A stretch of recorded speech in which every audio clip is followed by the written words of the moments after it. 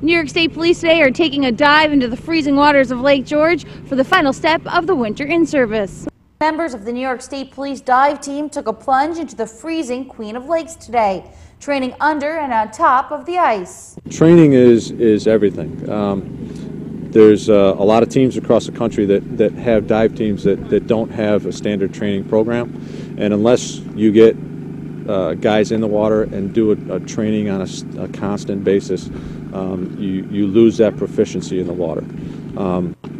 Ice dive training is no different. We have in-service ice dive training. We're not only doing the novice guys, but we bring the guys back that are already on the teams and bring them back for their ice dive training also.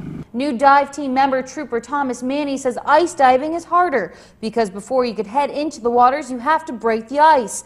And once you are in, there is a roof of frozen water above you. Well, it's dark and cold. Beyond that, it's Lake George here is actually a great place to dive. So the visibility is probably second to none, at least within the Capital District. I think it's very important. Without the training, most of our new divers, including myself, really wouldn't know where to begin.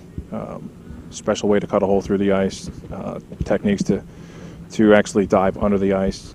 With all different types of activities that happen on Lake George, from ice fishing in the winter season to water skiing in the summer, these divers will be trained for it all. It offers ice diving. There's a lot of fishermen out on Lake George. Four-wheelers, snowmobilers go through all the time. But it also affords us in the summertime the ability to go deep. We do our deep dive qualification in Lake George often.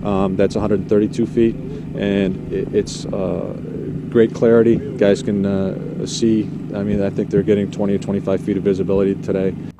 After today, these New York State Police will be brought up to speed with the rest of the divers on their teams and will be able to respond to whatever situation comes their way.